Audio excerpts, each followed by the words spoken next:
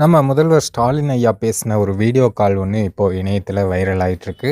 அதில் ஸ்டாலின் ஐயா காஃபியெல்லாம் கொடுக்குறாங்களா, தெரிஞ்சிருந்தா நானும் வந்திருப்பேனே அப்படின்னு காமெடியாக சொன்ன ஒரு விஷயமும் இடம்பெறுது. இது பற்றி சவுக்கு சங்கர் ஒரு ட்வீட் ஒன்று பண்ணியிருக்காரு.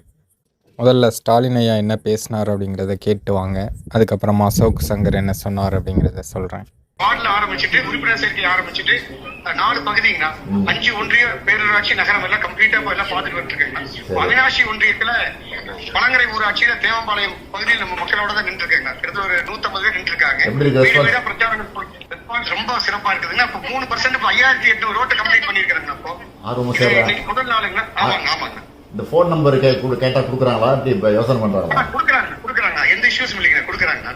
அது ஒரு பிடிஏல கொஞ்சம் சிரமங்கள் இருக்குதுங்க. அது நம்ம டவுன் பகுதியில ஒரு 50% கனெக்ட் பண்றதுல கொஞ்சம் சிரமம் இருந்து அது நம்ம அப்டேட் பண்ணிட்டோம். விடிய காலத்துக்குள்ள சரி பண்ணி தரேன்னு சொல்லிட்டாங்க. சரி ரொம்ப ஸ்பீடா பண்ண வேணாம், பொறுமையா பண்ணுங்க. வீட்டுல காஃபி எல்லாம் கொடுக்குறாங்க உங்களுக்கு? காஃபி எல்லாம் கிடைக்குதா? சாப்பிட கொடுத்துருக்காங்களா? தெரிஞ்ச நானே வந்திருப்பேன். சரி கொடுங்க, யாராவது பெரியவங்க இருந்தா கொடுங்க. வணக்கம்மா எல்லாருக்கும், வணக்கம். நன்றி. நீங்க நல்லா இருக்கீங்க? நீங்களாம் நல்லா இருக்கீங்களாம்மா?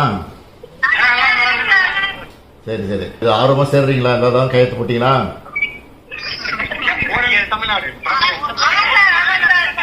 ஆமா, திட்டம்லாம் ஒழுங்கா சேருதாமா? அது நம்ம அறிவிக்கிற திட்டங்களும்